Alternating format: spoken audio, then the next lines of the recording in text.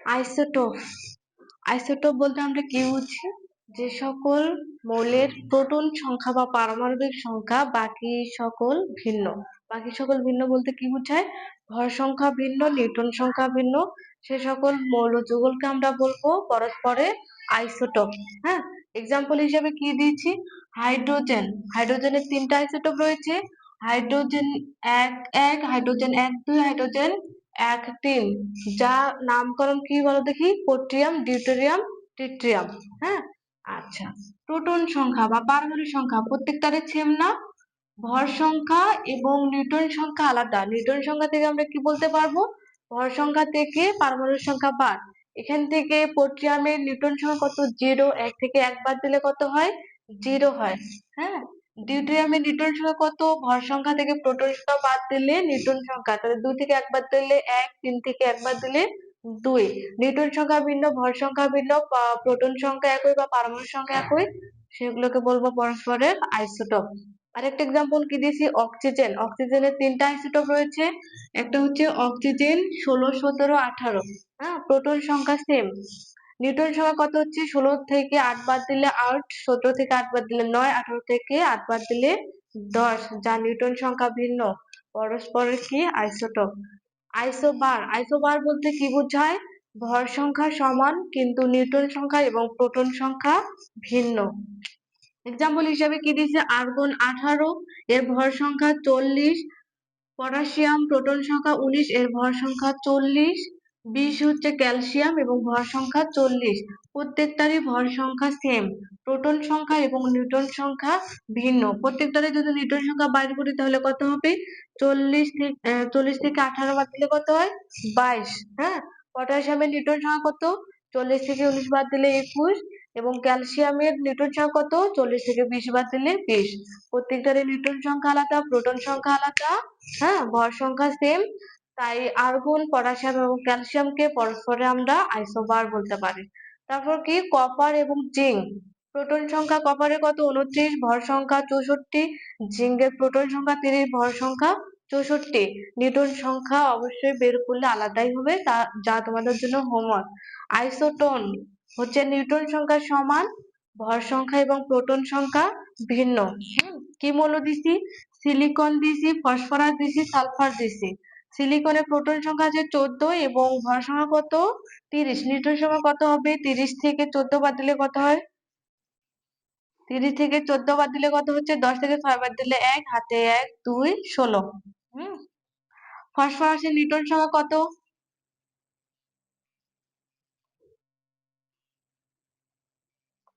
সিলিকনের হচ্ছে ভর সংখ্যা 31 হবে। 31 থেকে 14 বাদ দিলে কত হয়? 15। ফসফরাসের ভর সংখ্যা 30, 30 থেকে প্রোটন সংখ্যা 15 বাদ দিলে হয় নিউটন সংখ্যা ইকুয়াল টু 15। সালফারের নিউটন সংখ্যা 32 থেকে কত আছে? 16 বাদ দিলে কত হবে? 15। নিউটন সংখ্যা সেম, তাই আমরা বলতে পারি সিলিকন, ফসফরাস এবং সালফার পরস্পরের আইসোটোপ।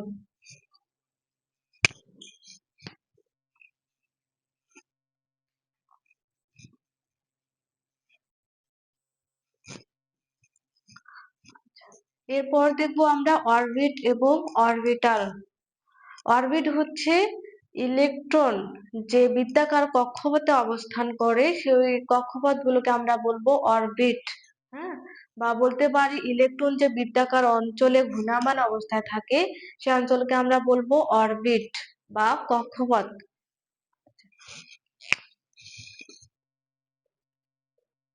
অরবিট।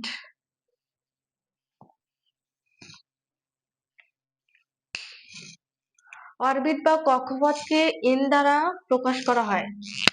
এন দ্বারা প্রকাশ করা হয়। কক্ষপথ কয়েকটি রয়েছে, কক্ষপথ অসংখ্য, তবে এর মধ্যে কয়েকটি আমরা ব্যবহার করে থাকি।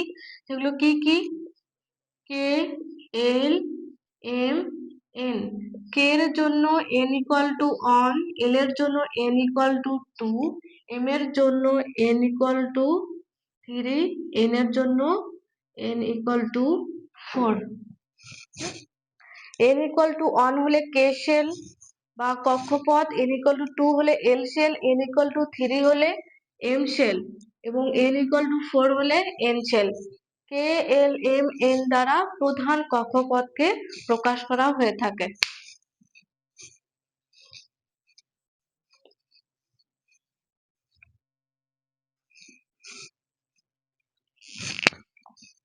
এরপর দেখবো অরবিটাল। অরবিটাল বলতে বোঝায় ইলেকট্রন যে বৃত্তাকার কক্ষপথগুলোতে অবস্থান করে। এর মানে এটা না যে ইলেকট্রন প্রত্যেকটা কক্ষপথের বিন্দু বিন্দু আকারে অবস্থান করে, একটু স্পেসিফিক জায়গায় ইলেকট্রন অবশ্যই অবস্থান করে। যে অঞ্চলে, হ্যাঁ, যে ত্রিমাত্রিক অঞ্চলে ইলেকট্রন পাওয়ার সম্ভাবনা বেশি সেই অঞ্চলকে আমরা বলবো অরবিটাল। হ্যাঁ, এক্সাম্পল হিসেবে কি দিতে পারি? হ্যাঁ, যেরকম আমি হচ্ছে বাংলাদেশের একজন নাগরিক, তাই না? তো বাংলাদেশের কিছু স্পেসিফিক জায়গা ছাড়া সব জায়গায় আমি যেতে পারি। হ্যাঁ, তাহলে আমাকে পেতে গেলে আমি যেখানে আছি সেখানে যেতে হবে।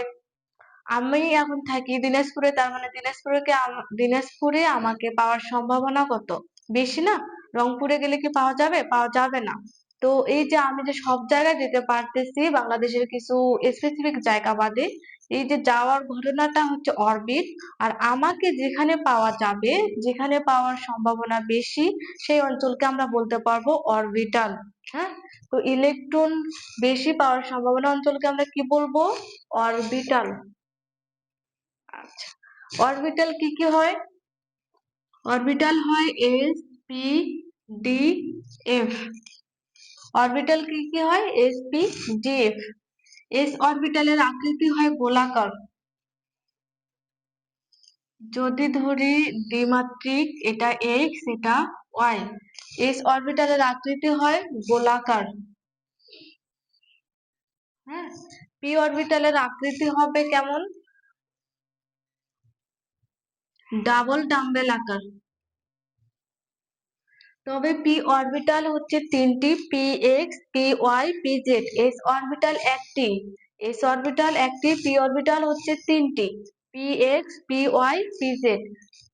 পি এক্স কেমন দেখতে?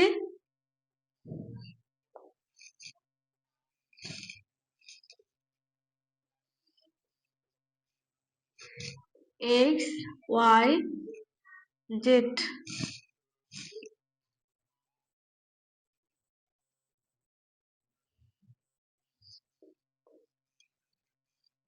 পি অরবিটাল হচ্ছে P x, P Y, P Z. P X হবে এক্স অক্ষ বরাবর।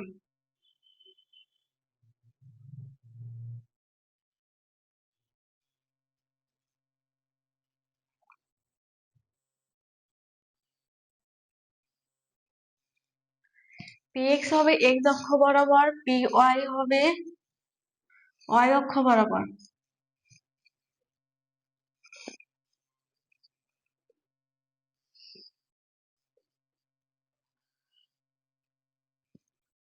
পি ওয়াই এবং p Z.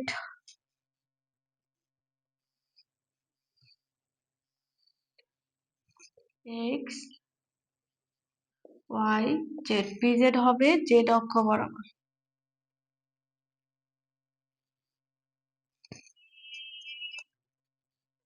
P Z. P x এর চিত্র, পি ওয়াই এর চিত্র, পি জেড এর চিত্র এবং এস অরবিটালের চিত্র। ডি তে রয়েছে 5টি অরবিটাল। ডি তে রয়েছে 5টি orbital. D x y, d y z, d z x, D x square minus y square, D Z square. এবং এফ এ রয়েছে 7টি অরবিটাল। যেগুলোর চিত্র তোমাদের জন্য প্রয়োজন নাই। অরবিটাল হচ্ছে s, p, d, f. S orbital একটি, হ্যাঁ, যার আকৃতি গোলাকার। পি অরবিটাল হচ্ছে P x, P Y, P Z. P x চিত্র হচ্ছে পি এক্স বরাবর, পি ওয়াই হচ্ছে ওয়াই অক্ষ বরাবর এবং পি জেড হচ্ছে জেড অক্ষ বরাবর। ডি অরবিটাল হচ্ছে 7টি, P X Y, P Y Z, P Z x, D x square মানে Y square, D Z square এবং এফ অরবিটাল রয়েছে 7টি।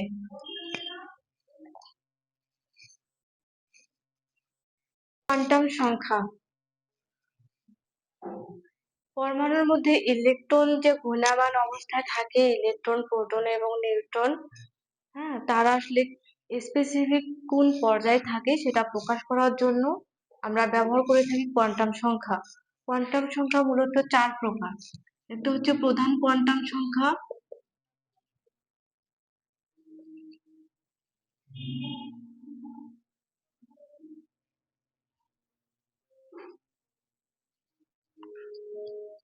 প্রধান কোয়ান্টাম সংখ্যা, সহকারী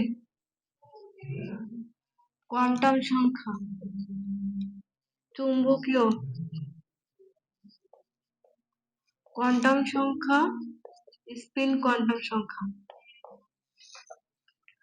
প্রধান কোয়ান্টাম সংখ্যাকে আমরা n দ্বারা প্রকাশ করি, সহকারী কোয়ান্টাম সংখ্যাকে l দ্বারা প্রকাশ করা হয়, চুম্বকীয় কোয়ান্টাম সংখ্যাকে m দ্বারা এবং স্পিন কোয়ান্টাম সংখ্যাকে s দ্বারা প্রকাশ করা হয়। প্রধান কোয়ান্টাম সংখ্যা হচ্ছে ইলেকট্রন যে বৃত্তাকার কক্ষপথে অবস্থান করে সেটাই হচ্ছে প্রধান কোয়ান্টাম সংখ্যা, যা n দ্বারা প্রকাশ করা হয়। প্রধান কোয়ান্টাম সংখ্যা হচ্ছে 4টি KL MN। হ্যাঁ, আচ্ছা। তো প্রধান কোয়ান্টাম সংখ্যার ইলেকট্রন নির্ণয় সূত্র হচ্ছে 2n স্কয়ার। হ্যাঁ, 2n square. n equal to যদি 1 হয় তাহলে কক্ষপথ হবে, কক্ষপথ বা শেল হবে k। ইলেকট্রন সংখ্যা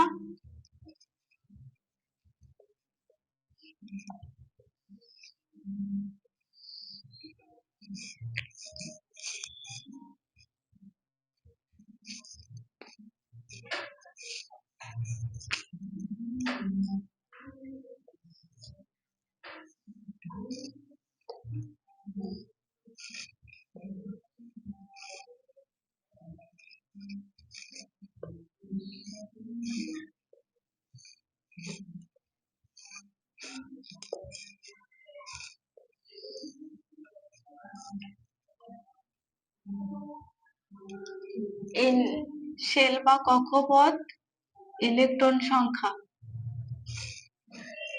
n ইকুয়াল টু 1 হলে k শেল এবং ইলেকট্রন সংখ্যা হবে 2n স্কয়ার ইকুয়াল টু 2 গুণন 1 স্কয়ার ইকুয়াল টু 2, এবং n ইকুয়াল টু 2 হলে l শক্তি স্তর, ইলেকট্রন সংখ্যা হবে 2n স্কয়ার ইকুয়াল টু 2 গুণন 2 স্কয়ার ইকুয়াল টু 8, এবং n ইকুয়াল টু 3 হলে m শক্তি স্তর এবং 2n স্কয়ার ইকুয়াল টু 2 গুণন 3 স্কয়ার ইকুয়াল টু 18, এবং n ইকুয়াল টু 4 হলে n শক্তি স্তর 2n স্কয়ার ইকুয়াল টু 2 গুণন 4 স্কয়ার ইকুয়াল টু 32। এটা দ্বারা আমরা কি বুঝাই?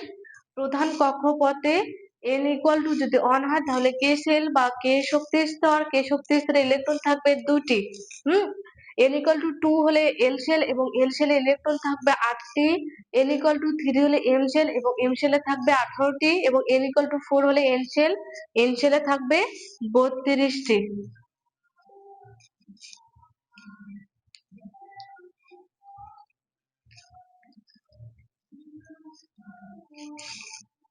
এরপর হচ্ছে সহকারী কোয়ান্টাম সংখ্যা বা উপশক্তি স্তর। উপশক্তি স্তরকে আমরা সহকারী কোয়ান্টাম সংখ্যা বলতে পারি। সহকারী কোয়ান্টাম সংখ্যাকে l দ্বারা প্রকাশ করা হয়। l এর মান হচ্ছে, l এর মান 0 সহ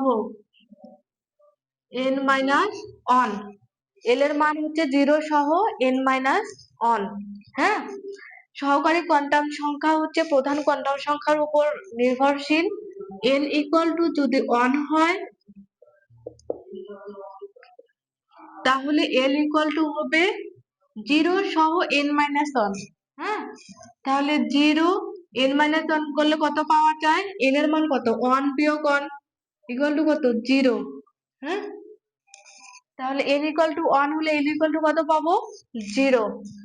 n ইকুয়াল টু 2 হলে l equal to 0 n minus 1 মানে 2 minus 1 equal to 1। n equal to 3 হলে l equal to 0 1 2। n equal to 4 হলে L equal to 0 1 2 3।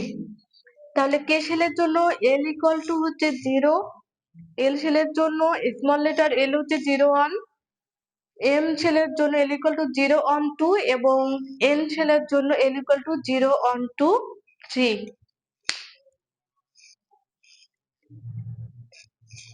সহকারী কোয়ান্টাম সংখ্যাতে ইলেকট্রন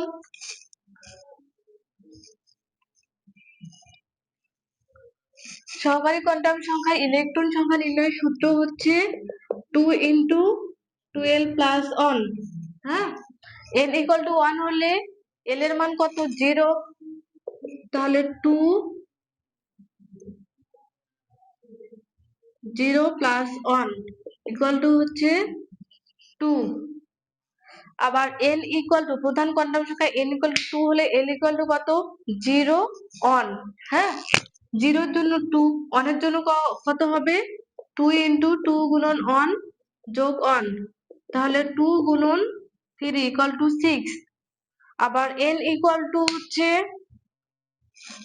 3 হলে l এর মান কত 0 1 2। আচ্ছা, এটা 0 এর জন্য এটা 1, 2 হলে কত হবে 2 গুণন 2 যোগ 1, 4 যোগ 1 5, 5 গুণন 2 10। হ্যাঁ, তো এটা দ্বারা কি বোঝায় যে সহকারী কোয়ান্টাম সংখ্যাকে কি দ্বারা প্রকাশ করা হয় S P D F।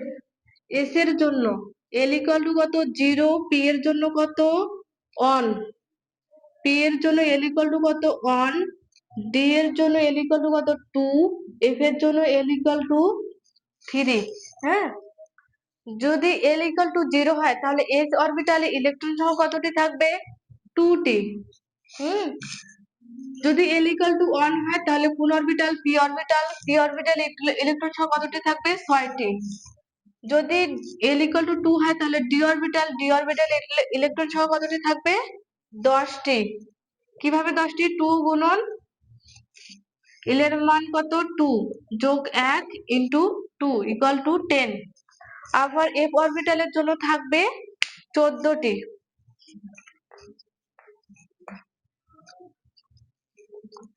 এরপর হচ্ছে চৌম্বকীয় কোয়ান্টাম সংখ্যা। চৌম্বকীয় কোয়ান্টাম সংখ্যাকে m দ্বারা প্রকাশ করা হয়। সহকারী কোয়ান্টাম সংখ্যার ধনাত্মক শূন্য সহ ধনাত্মক এবং ঋণাত্মক চার্জ সহ মোট সংখ্যাকে আমরা চৌম্বকীয় কোয়ান্টাম সংখ্যা বলবো। L equal to যদি 1 হয়, হ্যাঁ, তাহলে চৌম্বকীয় কোয়ান্টাম সংখ্যা m equal to হবে -1 0 +1। আবার L equal to যদি 2 হয় তাহলে m equal to পাবো -2 -1 0 1 2। L equal to 3 হলে m equal to পাবো -3 -2 -1 0 1 2 3। তো L equal to 1 হলে m কয়টি পাবো 3টি, L equal to 2 হলে m পাবো 5টি এবং L equal to 3 হলে n পাবো কতটি 7টি। এরপর দেখবো স্পিন কোয়ান্টাম সংখ্যা। স্পিন কোয়ান্টাম সংখ্যা হচ্ছে ইলেকট্রন যে ত্রিমাত্রিক অঞ্চলে অবস্থান করে তার দিক নির্ণয়। হ্যাঁ, তো দিক হচ্ছে দুই ভাবে হয়, একটা ধনাত্মক এবং ঋণাত্মক। স্পিন কোয়ান্টাম সংখ্যাকে S দ্বারা প্রকাশ করা হয়। S দ্বারা আমরা পাবো +12 এবং S দ্বারা পাবো -12। কোয়ান্টাম সংখ্যা এখানে শেষ। বাকি অংশ রয়েছে আফবাউ নীতি, হুন্ডের নীতি, পলির বর্জন নীতি নেক্সট ক্লাসে।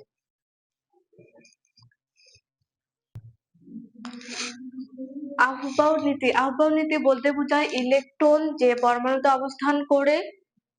ইলেকট্রন অবস্থান করবে শক্তির উচ্চক্রম অনুসারে। প্রথমে ইলেকট্রন প্রবেশ করবে নিম্ন শক্তি স্তরে, এরপর হচ্ছে উচ্চক্রম শক্তি স্তরে।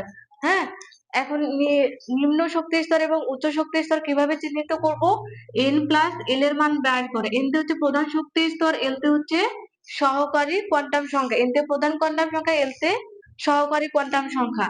n ইকুয়াল টু যদি 1 হয় তাহলে l ইকুয়াল টু কত পাবো 0, তাহলে n প্লাস 1 এর মান কত 1 প্লাস 0 ইকুয়াল টু 1। আবার l ইকুয়াল টু যদি 2 পাবো, l ইকুয়াল টু কত 0 আর 1। তাহলে 0 তে থাকে s অরবিটাল, p তে থাকে p অরবিটাল। পি অরবিটালের জন্য পি এর জন্য n plus L equal to কত? n এর মান হচ্ছে 2, এল এর মান কত? 1 ইকুয়াল টু কত? 3। হ্যাঁ, তো n প্লাস এল এর মান যার কম সেখানে আগে ইলেকট্রন প্রবেশ করবে এবং n প্লাস এল এর মান যার বেশি সেখানে পরে ইলেকট্রন প্রবেশ করবে। হ্যাঁ, আচ্ছা, এই হলো আফবাউ নীতি। আমরা আরেকটু এক্সাম্পল হিসেবে দেখতে পারি 3p এবং 4d। p এর জন্য এল এর মান 1 এবং n তে হচ্ছে প্রধান শক্তি স্তর, তাহলে n plus L equal to কত? 3 প্লাস 1 ইকুয়াল টু 4। 4d এর জন্য n plus L equal to কত? 4d এর জন্য এল এর মান 2 ইকুয়াল টু 6। তাহলে 3p তে আগে ইলেকট্রন প্রবেশ করবে এবং 3d তে পরে ইলেকট্রন প্রবেশ করবে, এবং n প্লাস এল এর মান যদি সমান হয় তাহলে n এর মান যার কম সেখানে আগে ইলেকট্রন প্রবেশ করবে। এরপর দেখবো হচ্ছে পলির বর্জন নীতি হচ্ছে ইলেকট্রন যে অবস্থান করে ত্রিমাত্রিক অবস্থানে সর্বাধিক অযুগ্ম অবস্থায় থাকার চেষ্টা করবে, মানে বিজোড় অবস্থায় থাকার চেষ্টা করবে, জোড় অবস্থায় থাকতে চাবে না। হ্যাঁ, একটা ইলেকট্রন যদি প্রবেশ করে, আমরা একটু আগে কি দেখছি যে আমরা আগের ক্লাসগুলোতে কি দেখছি, পি এর অরবিটাল কয়টি? 3টি, এস এর অরবিটাল 1টি, ডি এর অরবিটাল 5টি এবং এফ এর অরবিটাল 7টি। হ্যাঁ, আচ্ছা, একটা মৌল দিয়ে দেখি, যেমন নাইট্রোজেন 7 ইলেকট্রন বিন্যাস করলে পাওয়া যায় 1 স্কয়ার 2 স্কয়ার 2p পাওয়ার 3। এস অরবিটাল 1টি ইলেকট্রন প্রবেশ করবে প্রথমে 1টি করে, তারপরে দুটি পি অরবিটাল হচ্ছে px py pz। কয়টি ইলেকট্রন রয়েছে? 3টি, 1টি করে যাবে। হ্যাঁ, যদি আর কোনো ইলেকট্রন থাকতো তাহলে পরবর্তীতে যাইতো। হ্যাঁ, ইলেকট্রন সর্বদাই অযুগ্ম অবস্থায় থাকার চেষ্টা করবে, এটাই পলির বর্জন নীতি। আগেরটা ছিল হুন্ডের নীতি। পলির বর্জন নীতি হচ্ছে 4টি কোয়ান্টাম সংখ্যার মধ্যে কখনোই কোনো মৌলেরই ইলেকট্রন বিন্যাসে 4টি কোয়ান্টাম সংখ্যা একই হতে পারবে না। হ্যাঁ, অন্তত একটা হলেও ভিন্ন হবে। তো আমরা একটা ইলেকট্রন বিন্যাস করে দেখি, হিলিয়াম 2 4 ইলেকট্রন বিন্যাস করলে কি দেখি? 1 স্কয়ার 2 স্কয়ার। তো এর জন্য n এর মান কত? 2, l ইকুয়াল টু কত? 0। হ্যাঁ, m ইকুয়াল টু 0 এবং s equal to plus half minus half. এই যে প্লাস হাফ এবং মাইনাস হাফ, এটা প্রথম ইলেকট্রনের জন্য, এটা দ্বিতীয় ইলেকট্রনের জন্য। 4টি কোয়ান্টাম সংখ্যার মধ্যে অন্তত একটি কোয়ান্টাম সংখ্যা ভিন্ন হবে। আমরা যদি আরেকটা এক্সাম্পল দেখি, বোরন বোরন হচ্ছে 5, ভর সংখ্যা 7 ইলেকট্রন বিন্যাস করে দেখি 1 স্কয়ার 2 স্কয়ার 2p1। এর জন্য n ইকুয়াল টু কত? 2, p equal to 1, m equal to হচ্ছে 0 1, s ইকুয়াল টু হচ্ছে মাইনাস হাফ প্লাস হাফ। তো আমরা দেখতে পারি যে 4টি কোয়ান্টাম সংখ্যার মান কখনোই এক হয় না, অন্তত একটি হলো আলাদা হয়। পলির বর্জন নীতি এটাই হলো যে 4টি কোয়ান্টাম সংখ্যার মান কখনোই এক হবে না। কেমিস্ট্রি ফার্স্ট চ্যাপ্টার এখান থেকেই তোমাদের শেষ। আল্লাহ হাফেজ।